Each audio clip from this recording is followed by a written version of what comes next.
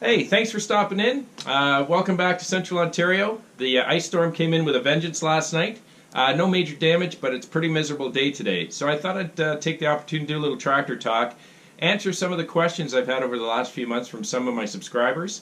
Primarily, I guess a lot of first-time buyers who were asking me a lot of questions about what I considered, why I bought the B2601, why I didn't buy a B2650, and other things that led to my decision to buy this tractor.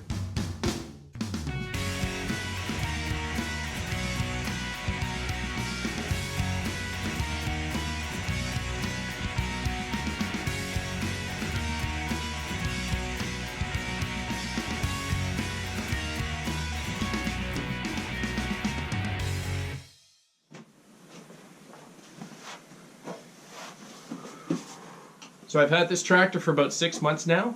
Before I begin, I just want to remind everybody I am not an expert on tractors. First-time tractor owner, as many of you are. But I will share with you the things that I thought about and the things I considered before purchasing the tractor. So we're going to go through a couple of different topics today. One is the things I did or the things I think you might want to consider when you're purchasing a tractor. Two is the type of implements or attachments and the money you want to spend on that. And three is, picking a dealer. So one of the first things you want to consider is the dealer that you want to deal with. So regardless of which brand, whether it's Kubota or Deere or Massey Ferguson or Coyote or RT or any of these different types of tractors available, you want to make sure that when you're picking a dealer, you pick a dealer that you're really comfortable with and you like a lot. Because these tractors are good for 10, 15, 20 years. Which means you have a long-term relationship with that dealer. And if you're not comfortable with your dealer, you got to remember that you're going to be dealing with them for a long time. Second thing is you've got to do your diligence. You've got to get out, look at the tractors, touch and feel the tractors, which means you're going to put a lot of work into investigating and researching the different tractors available. You probably realize that tractor dealers are not like donut shops. There's not one on every corner. The nearest dealer to me is about 2 hours away, which I think is pretty normal for most folks. So you want to make sure that you get out, find whatever dealers are within a 2 or 3 or 4 hour radius of your place, and make sure you go in and see those dealers, each one of them. In determining this dealer, I went to 3 different types or brands of tractor manufacturer, 4 different dealer visits, 3 different types, and made sure that the dealer that I chose is the one I was most comfortable with, and today their service has been excellent, their response is excellent, I'm very happy with my choice. So what type of tractor do you need? That question is not just that they all look really great and you want to get one that looks good, but it's more a case of what are you going to use it for and what type of property do you have. And that's a big consideration in determining what size and what type of compact tractor you need. So you've got to ask yourself, what type of property do I have? How big is that property? Is it flat and grass? Is it relatively flat but open terrain? Is it forested? Is it undulating and hilly? Are there a lot of rocks? Are there a lot of stumps? Those kind of things will help to determine what type of tractor you need and how big a tractor you need. The second to that is what kind of capacities do you need? So are you going to be lifting big boulders? Are you going to be in a position where you've got a lot of stumps you've got to dig out? Are you doing a lot of work in the forest? Or are you mainly mowing? Those kind of things will help you to determine the type of capacities you need as well and the type of implements, which we'll get to. Price. Price is important. Unless you have an unlimited budget and a lot of money, you've got to consider what you need versus how much money you have to spend. Because you can spend a ton of money on tractors, and more importantly, you can spend even more money on buying implements or attachments for it, because whatever you can dream of that you need to do on your property, somebody has invented an attachment for your tractor to do it for you. Which is pretty cool because it's like a candy store going to buy attachments. You can buy anything and they're all out there. So you need to decide when you're looking at the tractor not only how big a tractor or the type of power you need, but also what kind of implements do you need. And if you're like me, you've got a budget, you don't have an unlimited budget. So although you could buy, for example, a backhoe, a backhoe is a pretty expensive piece of equipment. But is a backhoe something you're going to use 80% of the time? Or is it something you're going to do once every couple of years, digging out stumps? And maybe your money is better spent elsewhere on other attachments. So what you want to think about is what are the kind of things you're going to be doing on a regular basis with the tractor, or more often than not, and that should help to steer you to the type of implements you may want to purchase, especially at first when you get the tractor, so that you have those implements so you can start doing work with it. And those kind of things will determine, such as whether or not you need a third function valve in the front, or whether you need remotes in the back on your 3-point hitch. That will help to lead to those decisions to help you with that. Another big discussion item is a cab. Everybody wants a cab. I mean, in negative 37-degree weather this winter, I really wish I had a cab. However, the type of work I do, because my property is mainly forested, and yeah, I've got to work in the cold in the wintertime, probably wasn't a good idea for me to put a cab on the tractor trying to, squeeze my way through the trees in the forest, because knowing me, I'd eventually put a branch through one of the windows. So I decided against it, not to mention the fact that a cab is a very expensive option. It's a great option if you can afford it, but you have to consider what type of work you're going to be doing and whether that cab is the right thing for you. When it comes to horsepower, your dealer's going to help you a lot there, because, as you know, horsepower is not the only thing that decides power in the tractor. Gallons per minute flow of your hydraulic fluid and the size of the pump and the way the tractor is engineered to use the horsepower of the engine is what drives the ability or the lift capacity and the performance of the tractor. As an example, you can get a BX subcompact tractor with 25 horse. You can get a B series tractor with 25 horsepower, and you can also get an L series with 25 horsepower. But each of those tractors will lift or do more or less than the other with the same horsepower engine. So a lot has to do with how the tractor is engineered based on the size of that tractor and its abilities as it pertains to the hydraulic flow and the way the tractor has been engineered to use the 25 horsepower is what matters.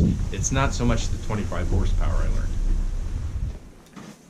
So one of the other considerations for myself was ground clearance. Because I've got a very uneven property, very hilly, very rough terrain, I needed a tractor that was going to give me a reasonable ground clearance. If you've got a property that's reasonably flat or grass and you don't need ground clearance, then that's something that you consider in what type or what size of tractor you need. Okay, so the big question, which many people have asked me, is why I bought a B2601 and I did not buy a B2650. Bottom line answer was the difference in price between the B2601 and the base B2650, in my mind, was not worth the additional capacity or abilities that the 2650 gave me. That's the bottom line.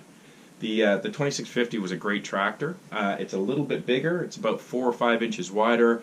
It's got about 2 more inches of ground clearance. It'll lift a couple hundred more pounds on the front and a little bit more on the back, and it weighs about 175 or 200 pounds more. However, between the base price of the 2650 and the base price of the 2601, that additional capacity was not worth it to me. If I had more money, probably I would have considered it more, but I didn't really think it was worth that price gap between the base tractor. The second thing that you want to consider when you're buying a tractor is remember that your implements or your attachments are sized to the tractor, which means, generally speaking, the larger the tractor, the larger the implements, because they're engineered to handle more, to lift more, to do more, which means that the price of the implements will also cost you more, not just the base of the tractor. So as an example, a loader for a BX model is probably a 48 or 54 inch loader or bucket, and it lifts X many hundred pounds, and it costs this much money. When you get to a 2650, you're into the 434, which will lift 1,400 pounds. When you're into a 2650 with an L534, you've got a larger capacity again, and the size of those implements are engineered to be stronger or to lift more, and of course cost more. So the base of the tractor is one price, but you also have to consider that the implements you buy in the future will be costing you more than the similar implement for a smaller tractor. So these are the price considerations I had to take into account. The B2650 was the first level that had a cab built in, or that you could get a cab option, but again, it was a lot of money to keep warm in the winter and to possibly end up having a harder time to get through the forest. So from my perspective, I needed ground clearance, I needed a good capacity, which I think so far this thing has done everything I've needed it to, and I needed it to be as thin as reasonable, because I'm going to be weaving through trees through the forest in the summertime. And so far this thing has done exactly what I needed it to do.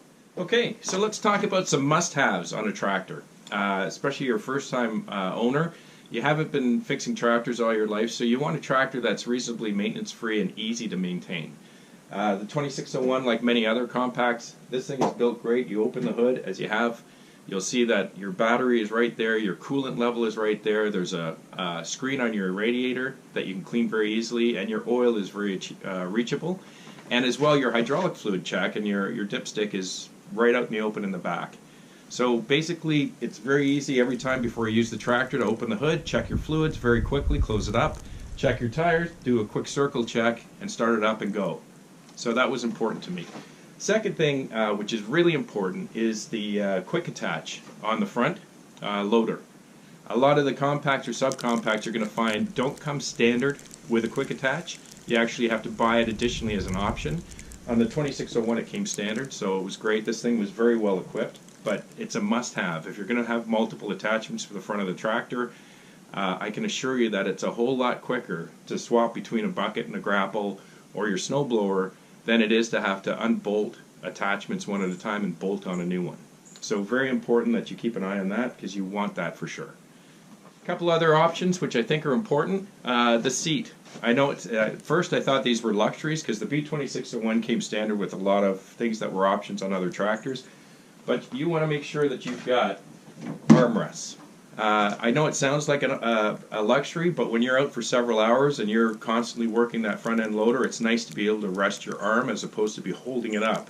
So you want to make sure that you've got armrests. You want to make sure that your front joystick is within reach of your arm so that you're not reaching out. I know on some of the models, different manufacturers, the joystick is hanging off the front of the loader arm, and you've got to always be reaching for it to use it. And that can get pretty uncomfortable and exhausting after a few hours. Also, as I mentioned before, tractors don't have suspensions, so making sure you have some good suspension on a seat and a high back seat is pretty important as well. Four-wheel drive, your differential lock, very, very important, especially if you've got uneven terrain or you've got a large property, wooded, and you need that four-wheel drive, or you're in winter conditions. And speaking of winter, if you're in a place where you got winter, grab yourself a block heater. Not a lot of money extra, but boy, when it's negative 35 outside, it's very helpful to have that block heater. A couple other things that I think are important on your compact tractor: position control. Position control for the 3-point hitch, really very handy to be able to keep it in one position as opposed to some of the tractors that just have a simple up or down. Because some of the things you do, whether it's with a rear blade or box scraper or different types of attachments, you want to be able to keep it at the same level and remember where you kept it for certain types of activities. Okay. On the 3-point hitch, a couple of things you want to look for. You want to preferably something that's got stabilizer bars like the B2601 does, or the 2650, or many other models. You want the ability to attach and detach your implements very easily. So what I've learned the hard way is when you're buying implements, a couple of things you want to be mindful of. If possible, don't buy implements that already have a pin bolted to the side for your lower control arms.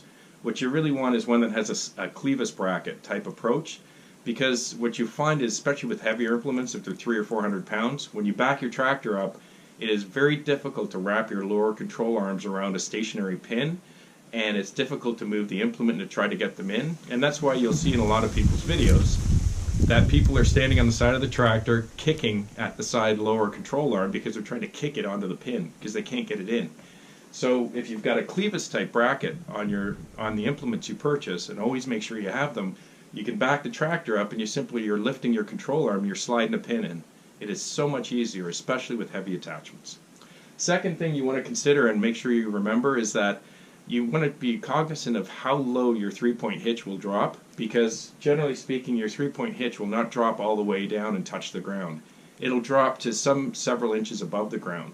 So when you're buying an attachment, for example, that has the lower control point, or the control arms, the bracket for it at the very base of the bottom of the attachment, it's very difficult to get that attachment on your tractor.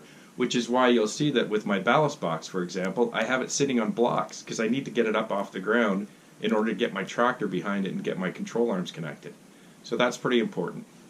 Okay, tires. You basically have 3 different choices. You got an ag tire, they call it, which is for agricultural, farming type purposes generally. industrial type, which is a not as aggressive a design as an ag tire, but not quite as soft as a turf tire, which is your third choice. It's very important you talk to your dealer about what type of property you have and the things you're going to do with your tractor, because that will help to determine what type of tractor is best for your needs. For example, if you had an ag tire and you've got 2 or 3 acres of grass, that ag tire is likely to chew up your grass a lot because it's got a very aggressive design to it. And lastly, about tires, make sure you fill the back with fluid. A lot of people are using beet juice now, but make sure that you spend that little extra money to throw that extra weight to the back of the tractor, because you're going to need it. So make sure you fill your tires. Okay, well, I hope that's been helpful for folks. Remember, dealer is important. Understand your property and the types of things you're going to want to do with that tractor, which will help you to determine what size and what capacity of a tractor you need. Price matters. Make sure that you've done your diligence, whether it's whatever brand it is that you're going to buy. Try them out. Make sure you make the trips to the dealers. Watch a lot of YouTube videos. That's what I did. Google a lot. Get a lot of information on different tractors, because reliability is important. If you're 2 or 3 hours away from a dealer and your tractor breaks down, it is going to cost you a lot of money to transport that thing back, plus the time that it's going to be away from your property, and to get it back to your property when it's fixed. So you want to make sure that the brand you're buying is reliable, you've got a lot of comfort in it, your dealer is good to deal with, and that the tractor meets the capacities you need for the type of work you're going to be doing. Hope that's been helpful. Thanks for sticking around on an otherwise snowy, icy day. Have a great week, and we'll see you again. Cheers.